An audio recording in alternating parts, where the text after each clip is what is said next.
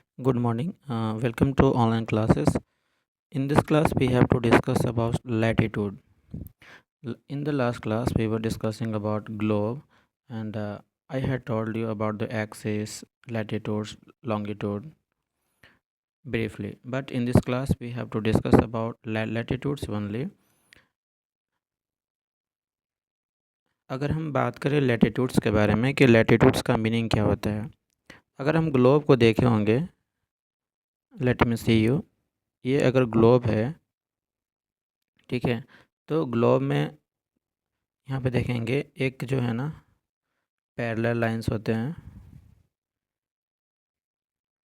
ये जितनी भी पैरेलल लाइंस है ये सब क्या है, लैटिट्यूड से लेटा हुआ लाइन, ये सब लैटिट्यूड लाइंस हैं।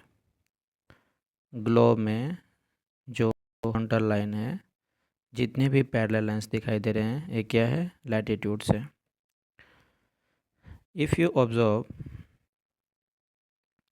you observe the globe carefully, you will be able to see the number of lines running parallel to the equator.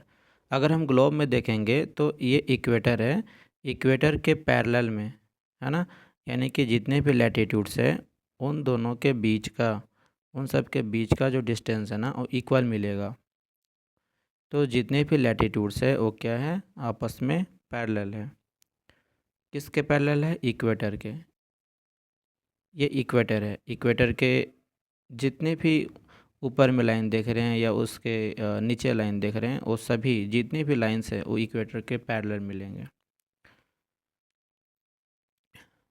और हम लैटिट्यूड्स के बारे में बता दें कि ये जो लाइंस है ना, ये कर्व लाइन है, देखने में स्ट्रेट लग रहा है क्योंकि हमें पता है कि जो जो ग्लोब जो है, जो हमारा अर्थ जो है वो कैसा है, स्फेरिकल शेप का है। तो स्फेरिकल शेप का है तो स्ट्रेट लाइन ड्रॉ करना पॉसिबल नहीं है। ये ऐसा दिख रहा है कि ये स्ट्रेट लाइन है, सीधा है, पर ये जो कैसा लाइन है, कर्व है। और ऐसा नहीं है कि इस पॉइंट से लेकर ही इस पॉइंट तक इक्वेटर्स का लाइन है या जितने भी लैटिट्यूड्स है, ऐसा नहीं है। क्या है, ये पूरे अराउंड द अर्थ है, राउंड द अर्थ। जैसे कि एक हम फुटबॉल ले लेते हैं, सपोज दैट एग्जांपल के लिए अगर हम एक फ़ुटबॉल ले लेते हैं, है ना, और फुटबॉल लेने के बाद अगर हम इसको अगर हॉरिजॉन्टली अगर हम इसको थ्रेड को ऐसे बांधते हैं तो बैक साइड से भी वापस लाना पड़ेगा ऐसे, है ना। तो ये जो लाइन जो है ना, जितने भी लैटिट्यूड्स है वो एक सर्कुलर लाइन्स है, जितने भी लैटिट्यूड्स हैं वो सर्कुलर लाइन्स हैं, ठीक है। हाँ, पर बैक साइड को हम एक ग्लोब में नहीं दिखा सकते हैं, right. Next,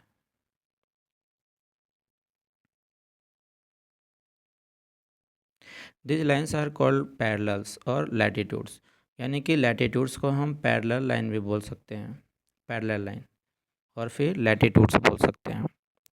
they are numbered from 0 to 90 degree, the equator being at 0 degree, the north pole is at 90 degree north and the south pole is 90 degree south। तो हम पढ़ रहे थे कि जो लैटिट्यूड्स हैं वो 0 डिग्री टू 90 डिग्री नंबर। तो यहाँ पे 0 डिग्री है इक्वेटर के पास, और यहाँ पोल के पास कितना है, 90 डिग्री, 90 डिग्री नॉर्थ और 90 डिग्री साउथ है। यानी कि इक्वेटर से लेकर के हम 1 डिग्री 2 डिग्री 3 डिग्री 4 डिग्री ऐसे करते करते 90 डिग्री पे चले जाते हैं। अगर कोई पूछेगा कि टोटल लैटिट्यूड्स कितने हैं, तो बताएंगे टोटल लैटिट्यूड्स 181 है। कैसे, क्योंकि अगर नॉर्थ पोल पे यहाँ पे 90 डिग्री है और यहाँ पे इक्वेटर है, तो इक्वेटर से 1 डिग्री अगर हम ऐसे जो लैटिट्यूड्स ड्रॉ करेंगे 1 डिग्री, तो यहाँ पर 90 लैटिट्यूड्स मिलेगा। और इक्वेटर से जो साउथ सदर्न हेमिस्फीयर में है, इसमें भी 90 मिलेंगे। तो यानी कि 90 जो है ना वो नॉर्दर्न हेमिस्फीयर में मिलेंगे लैटिट्यूड्स, और 90 कहाँ मिलेंगे, सादर्न हेमिस्फीयर में लैटिट्यूड्स। और एक हमें याद होगा कि ये जो इक्वेटर है, ये इक्वेटर भी तो लैटिट्यूड्स है, यानी कि 1 इक्वेटर कितना हो गया, 181।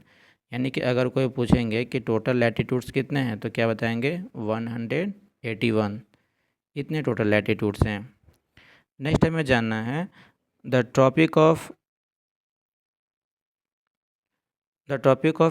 Cancer, the tropic of Capricorn, the Arctic circle, the Antarctic circle. Tropic of Cancer यानी कि 23.5 डिग्री नॉर्थ में है यहाँ पे। Tropic of Capricorn 23.5 degree south में है। ये जो इक्वेटर है ना, ये इक्वेटर ये डिटरमाइन करता है कि इस इक्वेटर से जो इसके ऊपर यानी कि नॉर्थ तक का जो पार्ट है ये नदर्न हेमिस्फीयर में आएगा, और इस इक्वेटर से जो साउथ वाला जो एरिया है टोटल ये सदर्न हेमिस्फीयर कहलाएगा। तो ये टोटल लैटिट्यूड्स हैं। प्रॉपर्टी ऑफ लैटिट्यूड्स, हमें इसका प्रॉपर्टी जानना है। The equator is the largest latitude, it is also called great circle. Equator क्या है? इक्वेटर एक लार्जेस्ट लैटिट्यूड है। लार्जेस्ट कैसे है चलो देखते हैं। ये यहाँ पे लैटिट्यूड्स है, ये भी लैटिट्यूड्स है, ये भी लैटिट्यूड्स है। देख पा रहे हैं ना कि जैसे जैसे अगर हम मिड से ये जो बीच बीच से देखेंगे, अगर जैसे जैसे नॉर्थ पोल की तरफ जा रहे हैं तो इसका लेंथ क्या हो रहा है? छोटा होते जा रहा है। साउथ पोल की तरफ को जाएंगे तो ये भी लेंथ छोटा होते जाएगा। तो इस सबसे बड़ा किसका दिख रहा है यहाँ पे? जो इक्वेटर के पास का जो लाइन है, इसलिए बोला जा रहा है कि the equator is the largest latitude, it is also called the great circle.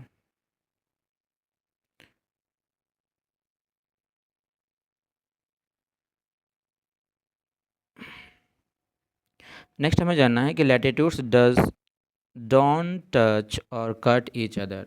ऐसा क्यों?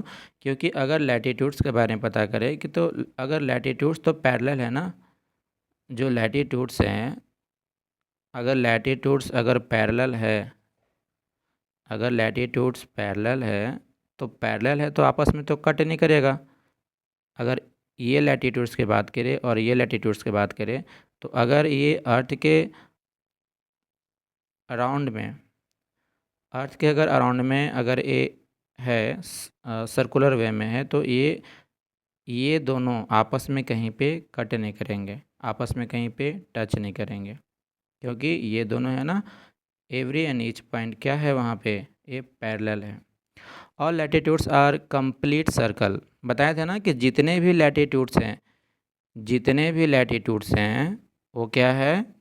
कंप्लीट सर्कल है। अगर ये लैटिट्यूड्स इक्वेटर की बात करें तो इधर से जाएगा और बैक साइड से भी आकर के यहाँ पे मिल जाएगा। तो जितने भी लैटिट्यूड्स हैं वो सर्कल है, सर्कुलर वे में है। सभी लैटिट्यूड्स सर्कल हैं except the north pole and the south pole which are point. लेकिन जो नॉर्थ पोल और साउथ पोल का जो लैटिट्यूड्स है, नॉर्थ पोल और साउथ पोल का जो लैटिट्यूड्स हैं वो वहाँ पे पॉइंट है। क्यों? क्योंकि अगर ये जो यहाँ पे अगर देखेंगे, ठीक है, अगर यहाँ पे देखेंगे नॉर्थ पोल और साउथ पोल पे तो क्या मिलेगा? यहाँ पे पॉइंट है, ये सर्कुलर लाइन यहाँ पे ड्रॉ नहीं होगा, ये पॉइंट है एक्सेप्ट, यानी कि नॉर्थ पोल और साउथ पोल ये दोनों को अगर हम उसको हम छोड़ देंगे तो इसके बाद जो देखेंगे ना, जितने भी लैटिट्यूड्स बनेंगे वो सब एक दूसरे के क्या होंगे? पैरेलल होंगे और सभी सर्कुलर वे में होंगे।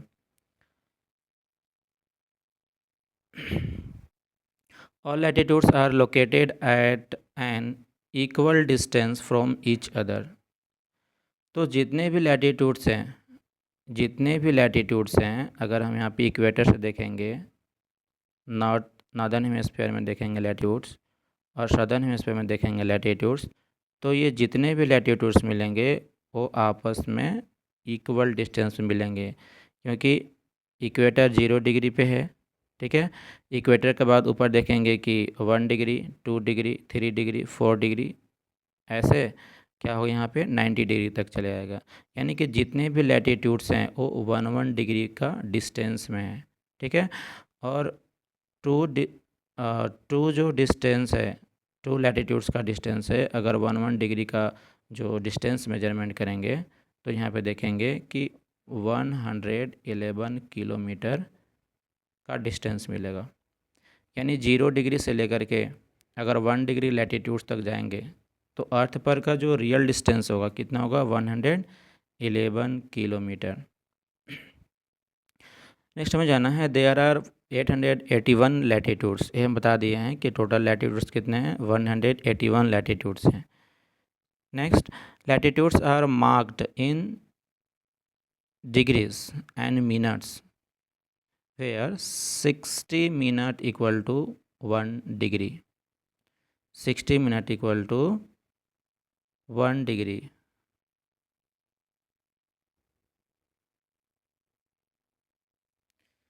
इसका मीनिंग ये हुआ कि अगर हम यहाँ पे एक ग्लोब देखते हैं एग्जांपल के लिए कि 60 मिनट इक्वल टू 1 डिग्री कैसे हुआ। मान के चलिए कि यहाँ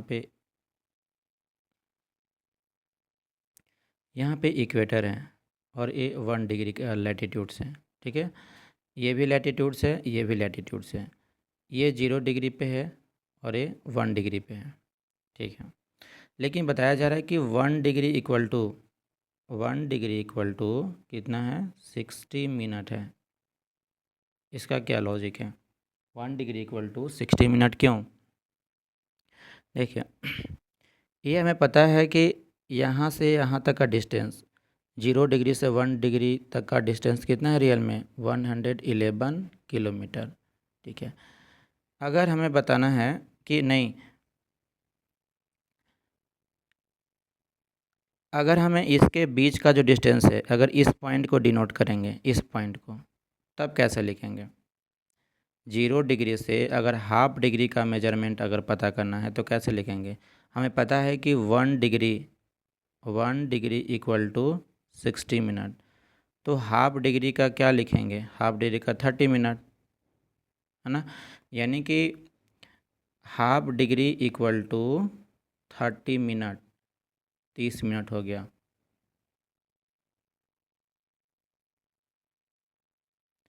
और अगर 1/2 डिग्री का भी, अगर हाफ का हाफ भी पता करे तो, अगर 1/4 डिग्री अगर हमें पता करना है, अगर 1/4 डिग्री पता करना है, यानी कि 1 डिग्री को 4 पार्ट में डिवाइड करके उसका 1 पार्ट अगर 1/4 डिग्री का करना है तो क्या करेंगे, इसमें भी 1 degree equal to 60 minute.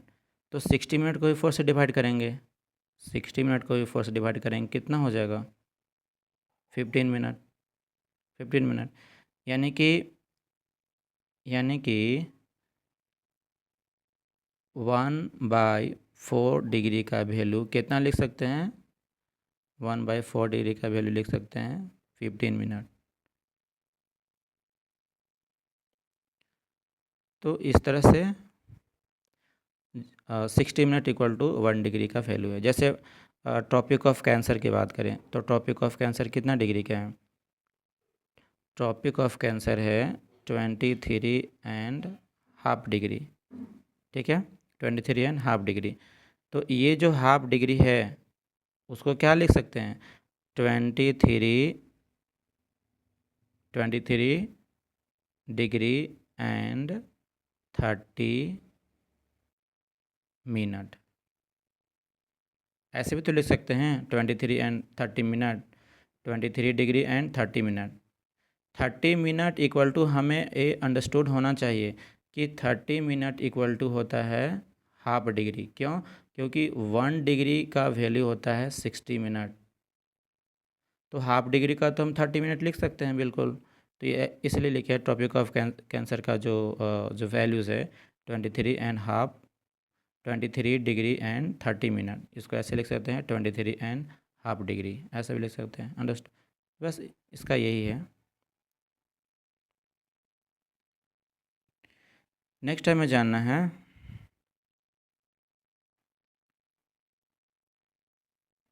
Latitudes के बारे में जानना है।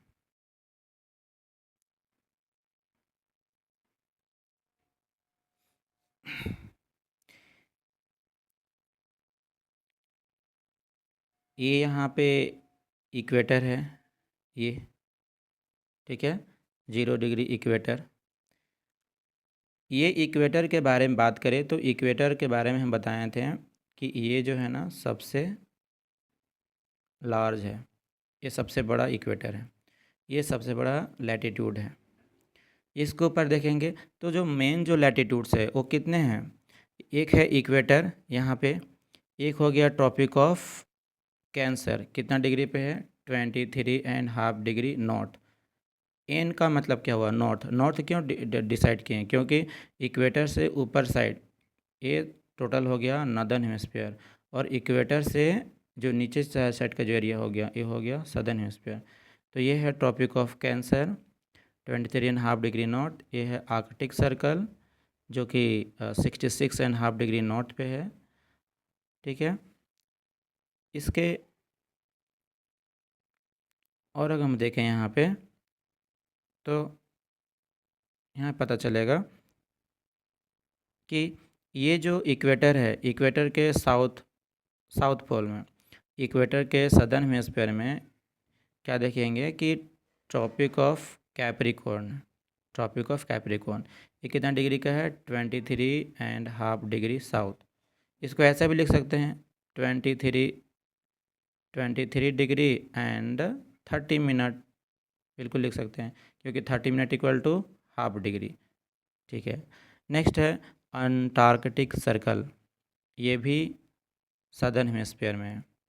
ये इक्वेटर के जितने भी डाउन में है ये सब सदर्न हेमिस्फीयर में है, राइट। तो ये जो अंटार्कटिक सर्कल है ये 66.5 डिग्री साउथ में है, और पोल्स पे बनने वाले जो एंगल है ये साउथ पोल है, साउथ पोल पे भी 90 डिग्री का बनता है एंगल। ठीक है, और अगर नॉर्थ पोल की बात करें तो ये नॉर्थ पोल है, ये नॉर्थ पोल पर भी 90 डिग्री का एंगल बनता है, और ये टिल्टेड है, जो हमारा जो अर्थ जो है वो टिल्टेड है, मतलब झुकी हुई है, कितना डिग्री पे, 23.5 23.5 डिग्री नॉर्थ। जो अर्थ का जो नॉर्थ पोल है वो टिल्टेड है टुवर्ड्स द सन। ठीक है, ये झुकी हुई है 23.5 डिग्री पे झुकी हुई है, ये नॉर्थ पोल है इसलिए यहाँ पे एन लिख दिए हैं, है ना, और ये साउथ पोल है। ठीक है, नेक्स्ट हमें जानना है एक्सिस के बारे में। एक्सिस क्या है, एक्सिस जो है ये लाइन है एक्सिस, क्योंकि हमें पता है, देखिए एक्सिस जो है ना थोड़ा टिल्टेड है, कितना, 23.5 डिग्री पे टिल्टेड है। क्यों टिल्टेड है, क्योंकि हमारा अर्थ भी टिल्टेड है, तो ये जो लाइंस है, ये जो एक्सिस है, ये जो एक्सिस है ये क्या है, टिल्टेड है, कितना, 23.5 डिग्री, इतना टिल्टेड है। इसके पीछे क्या कारण है, क्योंकि ये जो अर्थ जो है ये रोटेट करता है अराउंड द एक्सिस, एक्सिस के अराउंड रोटेट करता है, इसलिए यहाँ पे हम ड्रॉ किए हैं एक्सिस, और इसी एक्सिस के अराउंड अर्थ जो है ना वो रोटेट करती है, इसी एक्सिस के अराउंड, इसलिए इसको हम एक्सिस बोलते हैं। और ये जो एक्सिस है ये एक इमेजिनरी लाइन है, ये रियल में नहीं है। या जितने भी लैटिट्यूड्स हैं ना, जितने भी लैटिट्यूड्स हैं, टोटल 181 लैटिट्यूड्स हैं, जितने भी लैटिट्यूड्स हैं वो तो सर्कल है, सर्कुलर वे में है। लेकिन एक चीज़ ध्यान देंगे, जितने भी लैटिट्यूड्स हैं या फिर जो एक्सिस हैं ये सभी इमेजिनरी लाइन है, काल्पनिक हैं, रियल में नहीं है। ऐसा नहीं है कि ट्रॉपिक ऑफ कैंसर को पता करें कि ये जो 23.5 डिग्री नॉर्थ है तो वहाँ पे ऐसा लाइन देखने को मिलेगा, नहीं, ये एक इमेजिनरी लाइन है। जितने भी लैटिट्यूड्स हैं या फिर एक्सिस है वो सब है इमेजिनरी लाइन।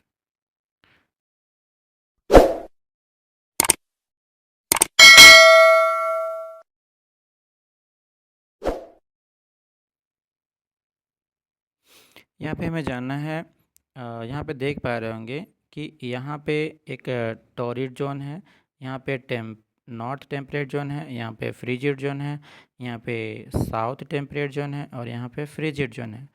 इसका क्या है, इसका मीनिंग क्या है? पहली बात हम समझते हैं टोरिड जोन। ये जो इक्वेटर है, इक्वेटर पे देखेंगे कि इक्वेटर पे जो जो सन जो है ना, सपोज दैट ये एग्जामिन कर लो कि सन है, तो इक्वेटर पे यहाँ पे directly directly sun rays fall होंगे, ठीक है, throughout the year directly.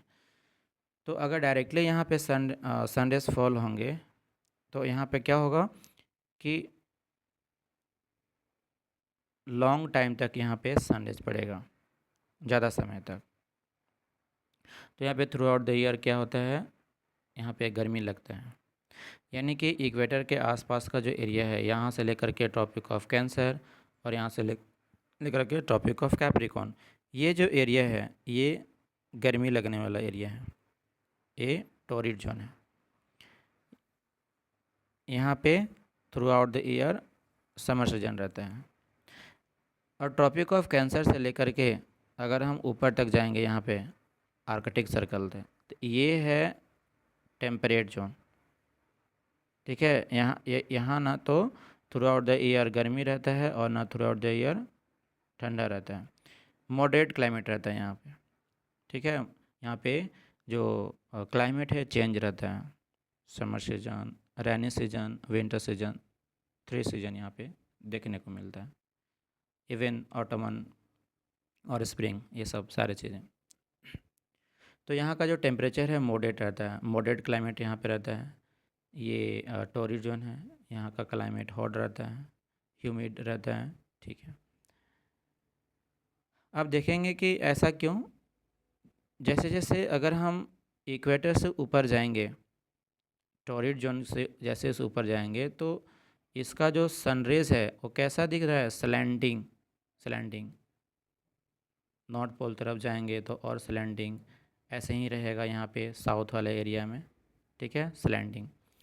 तो स्लैंटिंग मतलब होता है तिरछा, जैसे जैसे तिरछा होगा तो सनरेज डायरेक्ट फॉल नहीं करेगा और हीट भी प्रॉपर ऑब्जॉर्व नहीं पाएगा, या क्योंकि ये जो इक्वेटर है, इक्वेटर से डिस्टेंस इंक्रीज़ हो रहा है, ऊपर की तरफ जा रहा है। जैसे जैसे एल्टीट्यूड इंक्रीज़ करेगा तो टेम्परेचर में वेरिएशंस देखने को मिलेंगे, ठीक है। तो अगर यहाँ पे सनरेज अभी तो टिल्टेड है, ये जो नॉर्थ पोल है, ये जो नदर्न हेमिस्फीयर है, ये अगर सन की तरफ टिल्टेड है, टुवर्ड्स द सन टिल्टेड है, तो ऐसे कंडीशन में डायरेक्टली सन रेज है ना, ये जो ट्रॉपिक ऑफ कैंसर है इस पे डायरेक्टली सनरेज पड़ेंगे, ट्रॉपिक ऑफ कैंसर पे डायरेक्टली, ऐसे कंडीशंस में। लेकिन जब जब देखेंगे कि ये जो साउथ वाला सदर्न हेमिस्फीयर है, ये जो सदर्न हेमिस्फीयर है, दूसरे कंडीशंस में अगर सदर्न हेमिस्फीयर सन की तरफ टिल्टेड है, इसका मतलब सदर्न हेमिस्फीयर में जो ट्रॉपिक ऑफ कैप्रिकॉर्न है यहाँ पे डायरेक्ट सनरेज फॉल होगा। तो ऐसे कंडीशंस में अगर नदर्न हेमिस्फीयर में ये अगर यहाँ पे गर्मी रहेगा तो ये जो साउथ टेम्परेट जोन है यहाँ पे ठंडी रहेगी, और अगर यहाँ पे विंटर सीजन रहेगा ना तो यहाँ पे समर सीजन रहेंगे। यानी कि यहाँ का सीजन में जस्ट अपोजिट रहेगा। सदर्न टेम्परेट जोन में अगर विंटर रहेगा तो यहाँ पे समर, और यहाँ पे विंटर रहेगा तो यहाँ पे समर रहेंगे। तो अभी जो है ना जो नदर्न हेमिस्फीयर में है, ये जो नदर टेम्परेट जोन है या जो नदर्न हेमिस्फीयर में है, यहाँ पे अभी समर सीजन है, समर सीजन एक्सपीरियंस हो रहा है। तो अभी जो सदर्न हेमिस्फीयर में है ना, यहाँ पे विंटर सीजन एक्सपीरियंस हो रहा होगा। लेकिन जैसे जैसे स्लैंटिंग रेस फॉल होगा, स्लैंटिंग रेस इंसिडेंट होगा, तो जैसे जैसे पोल की तरफ जाएंगे तो सन का हीट प्रॉपर नहीं मिलेगा, बहुत कम हीट मिलेगा यहाँ पे। इसलिए यहाँ पे देखेंगे कि ये वाला जो एरिया जो है ना, ये थ्रू आउट द ईयर बर्फ़ से ढका रहता है, इसीलिए इसको बोलते हैं फ्रिजिड जोन, क्योंकि यहाँ पे sun rays throughout the year slanting पड़ता है, slanting, throughout the year slanting.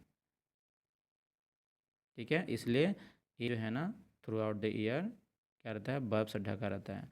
और ऐसे ही यहाँ पे फ्रिजिड जोन यहाँ भी है साउथ वाले एरिया में। जो सदर्न हेमिस्फीयर का जो ये जो फ्रिजिड जोन है यहाँ भी ऐसा ही है।